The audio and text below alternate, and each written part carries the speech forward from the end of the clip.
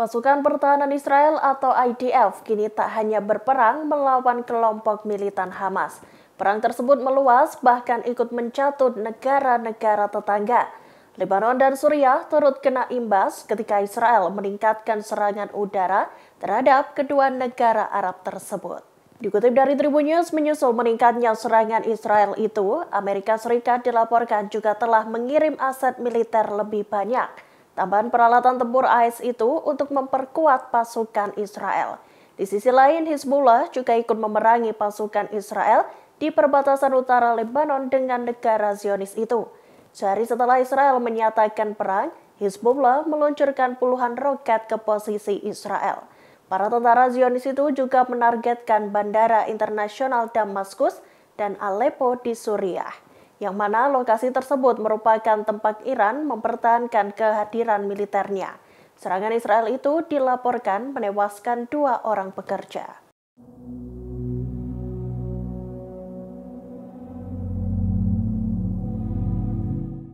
Saya bersenjata militan Hamas kembali membebaskan sandera yang mereka tahan.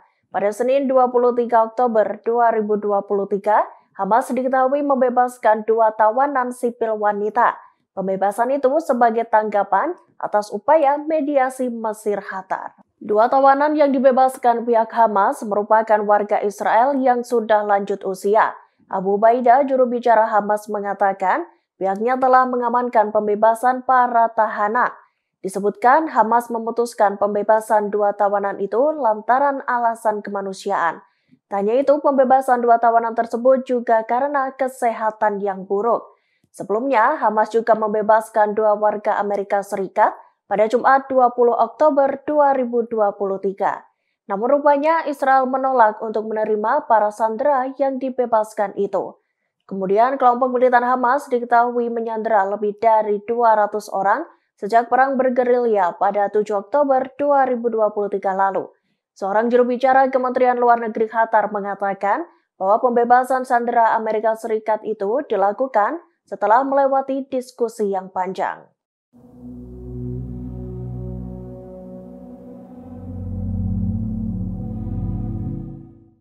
Kementerian Pertahanan Turki mengungkapkan bahwa Angkatan Udara mereka menyiapkan 4 penerbangan. Penerbangan itu membawa bantuan kemanusiaan yang akan disalurkan ke jalur Gaza. Langkah itu sebagai respons atas pengepungan dan pemboman yang terus-menerus dilakukan oleh Israel. Dikutip dari Tribun News, Presiden Turki Recep Tayyip Erdogan mengizinkan pengiriman bantuan kemanusiaan ke wilayah Gaza. Erdogan menginstruksikan Angkatan Udaranya untuk menyediakan pasokan medis. Pasalnya, stok obat-obatan untuk merawat warga Palestina yang terluka kini mulai menipis. Menilik unggahan Twitter atau X Menteri Kesehatan Turki Fahrettin Koca, ia membagikan potret pesawat yang dipenuhi bantuan itu. Alat-alat kesehatan termasuk peralatan tanggap darurat dan peralatan ruang operasi turut serta diikutkan. Ada pula alat perawatan intensif seperti tempat tidur perawatan intensif, monitor, ventilator, alat pencitraan seperti USG, ekokardiografi, dan rongsen. Selain itu, inkubator dan perangkat fototerapi untuk bayi di Gaza juga dikirimkan. Susu formula dan popok bayi juga disertakan dalam pesawat yang mengangkut bantuan itu. Rupanya tak hanya obat-obatan dan peralatan medis saja, Turki juga mengirimkan generator untuk disalurkan ke Gaza. Menurut Fahrettin Koca, generator menjadi kebutuhan yang sangat penting. Terlebih, aliran listrik dan internet di Gaza mulai tersendat lantaran dihentikan oleh Israel. Karena itulah Turki mengirimkan generator dengan ukuran kecil dan besar. 4 pesawat bantuan kesehatan yang disediakan Turki itu akan dikirim dari Mesir ke Gaza melalui jalur darat.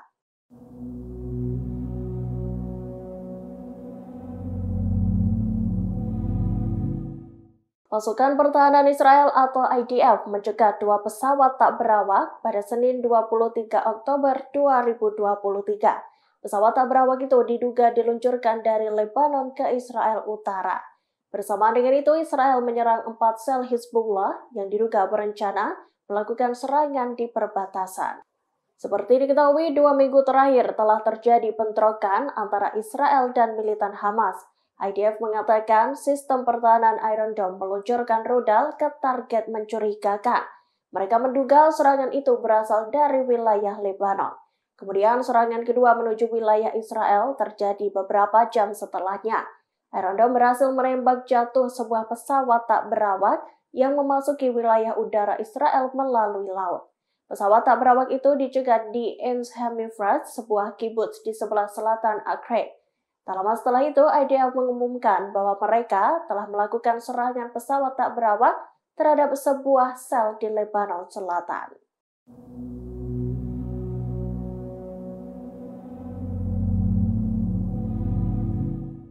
Rekaman kamera tubuh militan Hamas dibagikan oleh Israel baru-baru ini. Video kompilasi berdurasi 43 menit itu menunjukkan kekejaman militan Hamas. Pemerintah Israel menunjukkan rekaman tersebut dalam sebuah pemutaran tertutup bagi puluhan wartawan asing. Diketahui video 43 menit itu diputar di sebuah pangkalan militer di Tel Aviv pada Senin 23 Oktober 2023. Hal itu dilakukan untuk menentang apa yang mereka katakan sebagai upaya untuk menyangkal atau mengecilkan tingkat kekejaman. Rekaman tersebut diketahui diambil dari kamera keamanan, kamera tubuh militan Hamas, kamera dashboard kendaraan, akun media sosial, dan video dari ponsel. Dalam video terekam pula pembunuhan terhadap anak-anak dan pemenggalan kepala beberapa korban. Kala itu, para wartawan tak diizinkan untuk merekam kompilasi video tersebut. Namun cuplikan berdurasi 1 menit 8 detik dirilis ke publik. Rekaman itu memperlihatkan saat militan Hamas menodongkan pistol ke mobil yang tengah melaju. Mereka kemudian melepaskan tembakan dan mengenai pengemudi mobil tersebut. Dalam video terlihat pula 2 pengendara mobil yang tewas akibat tembakan itu.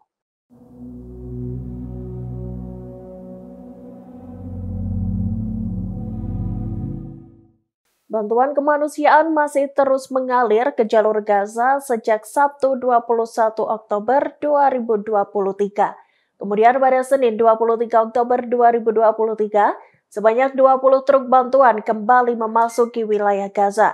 Namun kurangnya BBM menjadi penghambat proses penyaluran bantuan tersebut. Operasi kemanusiaan berpotensi terhenti lantaran kurangnya BBM. Juru bicara PBB Stephane Dujarric menuturkan, pengiriman bantuan yang masuk ke jalur Gaza belum mencakup bahan bakar. Di sisi lain, UNRWA, Badan Bantuan dan Pekerjaan PBB mengatakan, cadangan bahan bakar mereka di Gaza akan habis dalam waktu dekat. Dujarric menambahkan, truk-truk pembawa bahan bakar sedang menunggu di pintu Rafah perbatasan Gaza dan Mesir. Namun ia tak menjelaskan mengapa truk-truk berisi bahan bakar itu tak turut dalam konvoi bantuan yang sudah memasuki Gaza. Meski begitu, Dujarric menegaskan bahwa pihaknya ingin memasukkan bahan bakar dalam bantuan yang dikirimkan.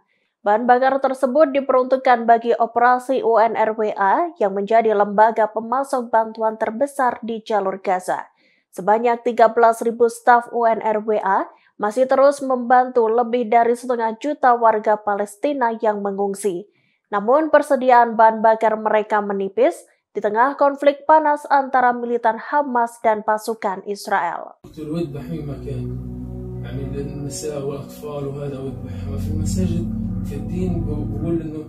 Baru-baru ini beredar video pengakuan seorang pria yang merupakan tawanan militan Hamas. Dalam video yang beredar, ia mengaku diperintahkan untuk melakukan hal-hal tak manusiawi, mulai dari membunuh hingga memenggal kepala musuh. Dalam pengakuannya, tawanan tersebut bertugas sebagai teknisi dan pasukan darat Hamas. Ia diinstruksikan untuk membunuh wanita dan anak-anak. Tak hanya itu, mereka harus menyiksa tubuh korbannya tersebut. Tawanan itu terlihat mengenakan pakaian serba putih. Dikatakan IDF, sosok tersebut adalah anggota skuad Hamas yang berusia 24 tahun. Ia diduga turut menyerbu wilayah Israel pada 7 Oktober 2023 lalu. Diketahui pria tersebut berasal dari batalion Zaiton Hamas.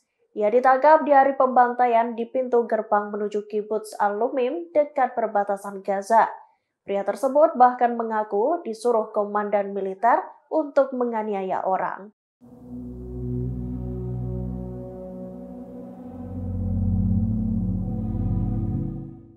Pentagon semakin giat menyokong pertahanan tentara Israel di tengah konfliknya dengan militan Hamas.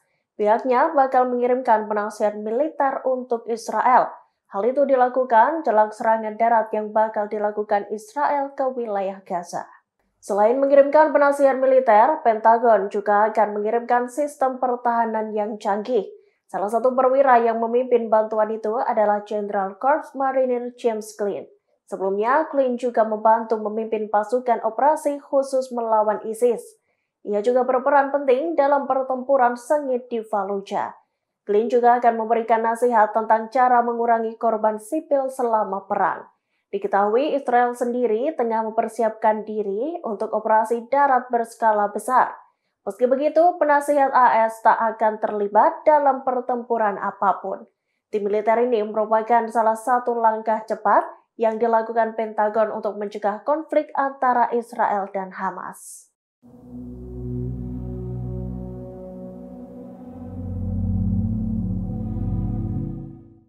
Rumah sakit Indonesia di Gaza sempat dilanda gelap gulita. Fasilitas kesehatan itu dilaporkan mengalami pemadaman listrik besar-besaran. Hal itu lantaran Israel memutus pasokan listrik dan bahan bakar ke wilayah Gaza. Dikutip dari Tribun News, pemutusan pasokan listrik itu membuat seluruh kompleks rumah sakit berada dalam kegelapan. Padahal para tenaga medis sibuk menangani pasien baru yang terluka akibat serangan Israel. Sejumlah pasien juga tampak dibawa menggunakan ambulans dan dipindahkan ke ruang perawatan. Namun seluruh ruangan di rumah sakit tak ada penerangan sama sekali. Dalam video yang beredar, orang-orang tampak berjalan menggunakan cahaya dari ponsel mereka. Situasi ini tentu menyulitkan para tenaga medis yang tengah berusaha untuk merawat pasien-pasiennya. Diputusnya aliran listrik tersebut membuat banyak bayi prematur yang membutuhkan inkubator berada dalam bahaya.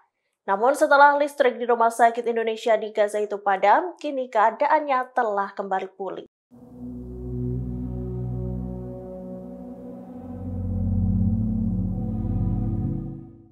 Amerika Serikat meminta Israel untuk menunda invasi daratnya.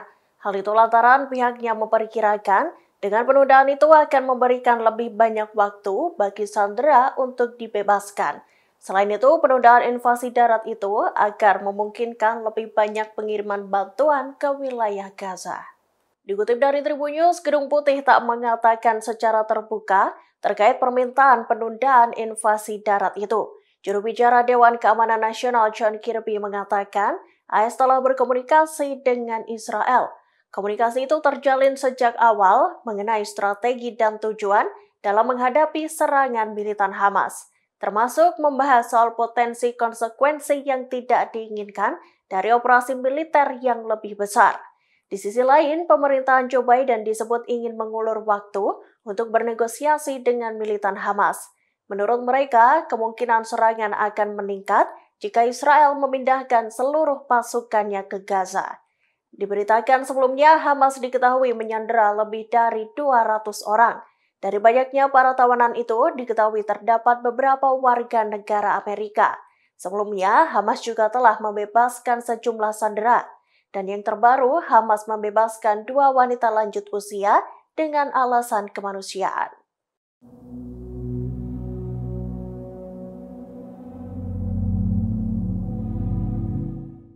Pertempuran telah berkecamuk selama lebih dari 2 pekan di jalur Gaza.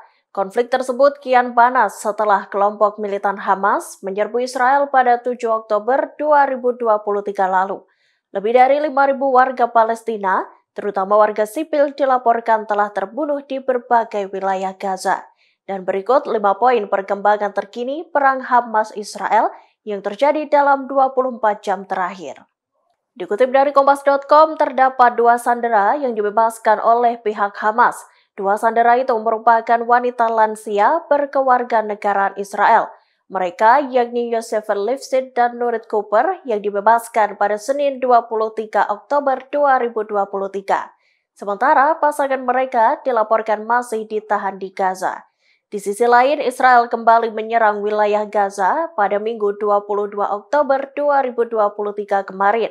Akibat serangan tersebut, sebanyak 60 orang tewas, termasuk 17 orang dalam satu serangan di sebuah rumah di Jabalia. Kemudian disusul 10 orang lainnya yang dikabarkan tewas pada Senin pagi. Bersamaan dengan itu, konvoi truk bantuan ketiga akhirnya tiba di Gaza. Konvoi ini terdiri dari 20 truk bantuan kemanusiaan. Truk-truk tersebut melewati perbatasan Rafah pada Senin 23 Oktober 2023. Di tengah penyaluran bantuan, lebih dari 19.000 orang meninggalkan desa-desa di Lebanon Selatan. Hal itu lantaran adanya aksi baku tembak lintas batas antara pasukan Hizbullah dengan tentara Israel. Sedikitnya 40 orang terbunuh dalam serangan tersebut. Dan yang terakhir, Kepala Kebijakan Luar Negeri Uni Eropa, Josep Borrell, mendesak agar pengiriman bantuan ke Gaza dipercepat. Seiring dengan itu, Kepala Hak Asasi Manusia PBB menyerukan gencatan senjata segera dilakukan di Gaza. Download Tribun X sekarang, menghadirkan lokal menjadi Indonesia.